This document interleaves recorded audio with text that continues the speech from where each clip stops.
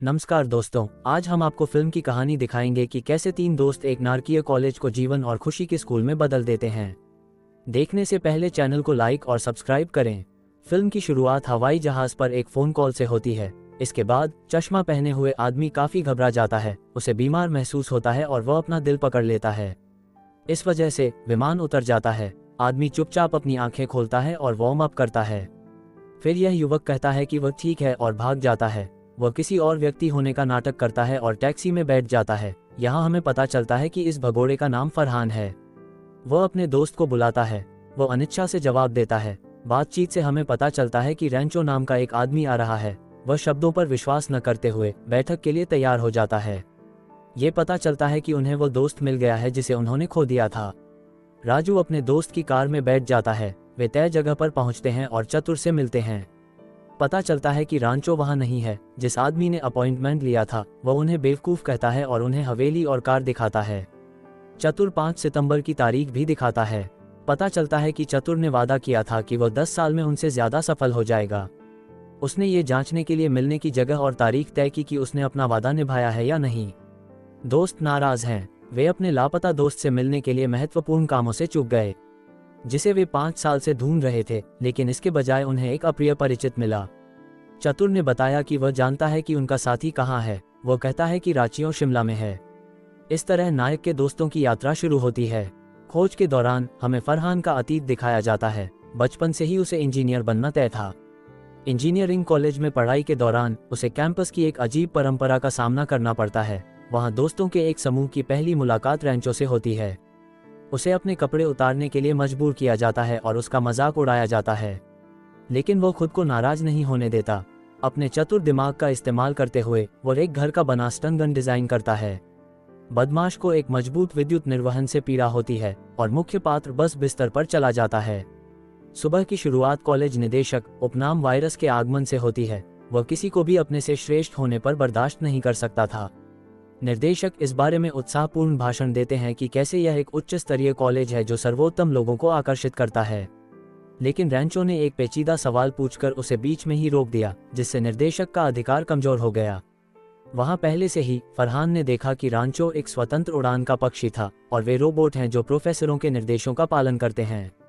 मुख्य पात्र एक व्यापक दृष्टिकोण वाला व्यक्ति था और चतुर की तरह रटने वाला नहीं था। उसे आंख मूंद कर याद करने में कोई मतलब नहीं दिखता था, लेकिन उसका मानना था कि विषय को समझने की जरूरत है। अक्सर शिक्षक उसके सनकी व्यवहार के कारण उसे व्याख्यान से बाहर निकाल देते थे। एक दिन रैंचो देखता है कि एक छात्र किसी प्रोजेक्ट को समय पर पूरा नहीं कर पाता है और वह उसे कूड़े में फेंक देता है। 3 लोग इस बात पर बहस कर रहे हैं कि एक छात्र की मदद करनी चाहिए या नहीं। अंत में उन्होंने गरीब छात्र के प्रोजेक्ट को पूरा करने का निर्णय लिया, लेकिन उनके पास समय नहीं था। उस आदमी ने आत्महत्या कर ली। रैंचो अपनी मौत के लिए निर्देशक को दोषी ठहराता है और यह भी कि वे यहाँ इंजीनियरिंग नहीं पढ़ाते हैं। इसके जवाब में निर्देशक युवा प्रतिभा को दर्शकों के बीच लाता है और कहता है कि अब से वह छात्रों को पढ़ाएगा, लेकिन मुख्य पात्र हार नहीं मानता और निर्देशक से बहस करता है। वायरस ने फरहान और राजू के माता पिता को पत्र लिखकर कहा कि रैंचो का उन पर बुरा प्रभाव पड़ रहा है। अपने माता पिता के साथ टकराव के दौरान प्रतिभाशाली छात्र फरहान की फोटोग्राफी की प्रतिभा को नोटिस करता है। राजू के दोस्तों ने देखा कि उसका परिवार कितनी खराब जिंदगी जी रहा था। भोजन की तलाश में वे एक अमीर शादी में भटकते हैं। वहां रैंचो दुल्हन को शादी करने से रोकता है क्योंकि पति को पैसे के अलावा कुछ नहीं दिखता और वह उसे सजावट के रूप में इस्तेमाल करता है। ये पता चलता है कि दुल्हन कॉलेज के निदेशक की बेटी है। वह अजीब मेहमानों को इंगित करती है और पता लगाती है कि वे कौन हैं। वह उनका मजाक उड़ाती है और सच बताती है कि यह उसकी बहन की शादी है, उसकी नहीं। इस घटना के बाद फरहान और राजू खुद को निर्देशक के कार्यालय में पाते हैं। वह उन्हें चतुर के कमरे में जाने की सलाह देता है, अन्यथा वे परीक्षा में असफल हो जाएंगे। राजू डर जाता है और दोस्तों की संगति से दूर जाने के बारे में सोचता है। वो चतुर के पास चला गया। ये लड़का अजीब था, हमेशा फॉटिंग करता था, रटता था और दूसरे छात्रों को परेशान करता था। रैंचो ने उस बेवकूफ को दंडित करने का फैसला किया और राजू को यह भी दिखाया कि अंधाधुंध रटना बुरा है। मुख्य पात्र ने वनस्पति शास्त्री की वाणी बदल दी। प्रदर्शन की शाम आ गई। चतुर एक रटा हुआ भाषण देता है। वह कहता है कि निर्देशक छात्रों को पढ़ाता नहीं बल्कि उन्हें चोदता है। मंत्री इन शब्दों से नाराज हो जाता है। चतुर को समझ में नहीं आ रहा कि उसने ऐसा क्या किया कि उसे यह अपमान सहना पड़ रहा है। उसने कहा कि वो 10 साल में सबसे सफल व्यक्ति बन जाएगा। कार्रवाई पिया को हस्तांतरित कर दी जाती है। वह रैंचो से मिलती है, जहां वह इस बात से नाराज है कि उसने मंत्री के सामने उसके पिता को फंसाया। मुख्य पात्र कहता है कि वह गलत लोगों के साथ घूमती है, कि ये लोग उसे केवल एक लाभ के रूप में देखते हैं और इससे ज्यादा कुछ नहीं। वह उसे एक स्पष्ट उदाहरण के साथ ये प्रदर्शित करता है। एक युवक उस पर चिल्लाता है क्योंकि एक महंगी घड़ी गायब है। तभी रांचो को एक फोन आता है। वह लड़की से मदद मांगता है क्योंकि वह डॉक्टर बनने के लिए पढ़ाई कर रही है। पता चलता है कि राजू के पिता की हालत बहुत खराब है। मुख्य नायक उसे अस्पताल ले जाता है।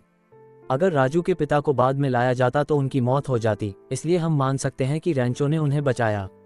राजू अपने दोस्तों को धन्यवाद देता है और माफी मांगता है। यहाँ पिया को उस दयालु लड़के का अच्छा पक्ष दिखाई देता है। लड़की उससे प्यार करने लगती है और उसे हर जगह वो लड़का दिखाई देता है। लड़के एक परीक्षा की जल्दी में हैं, जो वे सोकर भी नहीं पाए थे। वे काम जमा करते हैं। हर कोई नतीजों को लेकर चिंतित है। पता चलता है कि रैंचो ने किसी और से बेहतर परीक्षा पास की है। इस वजह से निर्देशक और चतुर बहुत दुखी थे। वायरस मुख्य पात्र से बहस करता है कि उसके दोस्तों को नौकरी नहीं मिलेगी, इसलिए वह अपनी मूंछें दांव पर लगा देता है।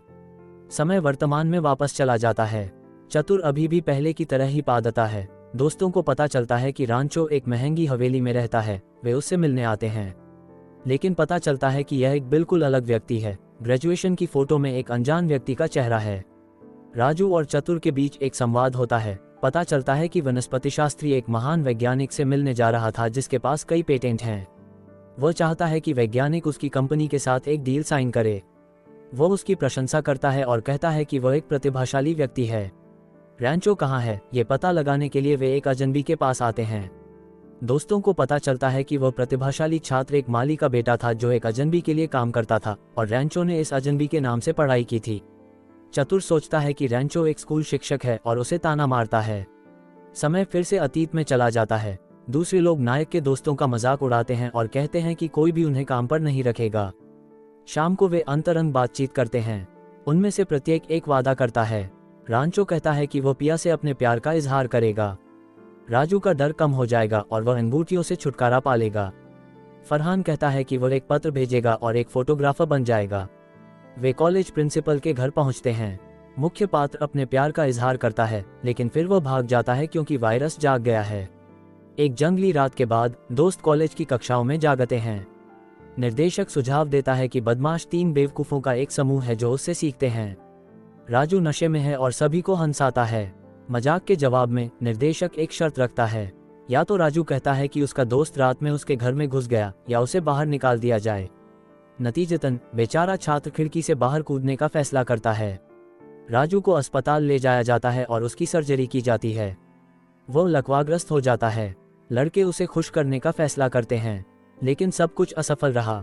वे उसके साथ बहुत समय बिताते हैं, उसका साथ देते हैं। समय के साथ वह होश में आता है और चलना शुरू कर देता है। राजू ठीक हो जाता है और वादे के मुताबिक अंगूठियों से छुटकारा पा लेता है। फरहान के दोस्तों ने हंगरी के मशहूर फोटोग्राफर को उसकी तरफ से एक पत्र भेजा, जिसका जवाब उसे मिला कि उसे घर जाकर यात्रा के लिए तैयार हो जाना चाहिए। राजू इंटरव्यू में अपनी चोटों के बारे में पूरी सच्चाई बताता है और फरहान अपने पिता के साथ मुश्किल बातचीत करता है। वे दोनों सफल होते हैं। समझौते के बाद कर्मचारी ने निर्देशक की मूंछें मुंडवा दी, जिससे वह नाराज हो गया। वायरस परीक्षा में राजू को फंसाने का फैसला करता है। पिया ने आकर रैंचो को बताया कि उसके पिता क्या योजना बना रहे हैं और उसे कार्यालय की चाबियां दे दी। कार्रवाई वास्तविक समय में वापस आ जाती है। फरहान कहते हैं कि उन्होंने पिया को नहीं बताया कि रैंचो किसी दूसरे व्यक्ति के नाम से पढ़ाई कर रहा था। बाद में पता चलता है कि उसकी शादी होने वाली है। दोस्तों ने शादी में जाकर पूरी सच्चाई बताने का फैसला किया। फरहान पिया से मिलता है। वह कहता है कि उन्हें रैंचो मिल गया है और वह एक बेवकूफ से शादी नहीं कर सकती। राजू दूल्हे का सूट खराब कर देता है। वह पिया से इस बारे में सोचने के लिए कहता है। वह इस निष्कर्ष पर पहुंचती है कि राजू के साथ भाग जाना बेहतर है। समय पीछे चला जाता है जब वे कॉलेज में थे। राजू को परीक्षा में पास कराने के लिए दोस्तों ने टिकट चुराए। हालांकि पिया के पिता को पता चलता है कि कुछ गड़बड़ है। राजू ने नकल करने से मना कर दिया और परीक्षा के सवालों को फर्श पर फेंक दिया। लड़के उसकी ईमानदारी पर गर्व करते हैं। वायरस उनके कमरे में आता है और देखता है कि उनके पास परीक्षा के लिए प्रश्न हैं। वह अपनी बेटी को डांटता है, लेकिन वह उसे मौखिक रूप से फटकार लगाती है।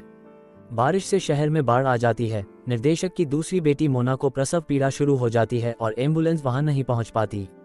रैंचो ने इसे नोटिस किया। पिया के मार्गदर्शन में वो बच्चे को जन्म देता है। रास्ते में कई कठिनाइयों का सामना करते हुए नायक इंजीनियरिंग प्रतिभा के माध्यम से इस पर काबू पाते हैं। परिणामस्वरूप एक लड़का पैदा होता है। ये देखकर वायरस नर्म पड़ जाता है और अपनी शिक्षण विचारधारा को त्याग देता है। वह रैंचो को पहचानता है और इस तथ्य से आंखें मूंद लेता है कि वह उसके कार्यालय में दाखिल हुआ था। अंत में Rancho student of the year बन जाता है। क्रिया वर्तमान में स्थानांतरित हो जाती है। पात्र अपने पुराने दोस्त से मिलते हैं। वे एक दूसरे की बाहों में खुद को झोंक देते हैं। उनकी खुशी की कोई सीमा नहीं होती। हालांकि चतुर प्रकट होता है। वह गांव में एक शिक्षक के रूप में रैंचो के काम का उपहास करता है, लेकिन वह नहीं जानता था कि रैंचो वह वैज्ञानिक था जिसे वह खोज रहा था। उसके दोस्तों को उसका असली नाम पता चलता है और वे आश्चर्यचकित हो जाते हैं। रैंचो ने चतुर को फोन करके उसका मजाक उड़ाया। इस समय वनस्पति शास्त्री को सब कुछ समझ में आ गया और उसने विनम्र स्वर में बात की। मुख्य पात्र इस पर हंसता है और अपने दोस्तों के साथ भाग जाता है।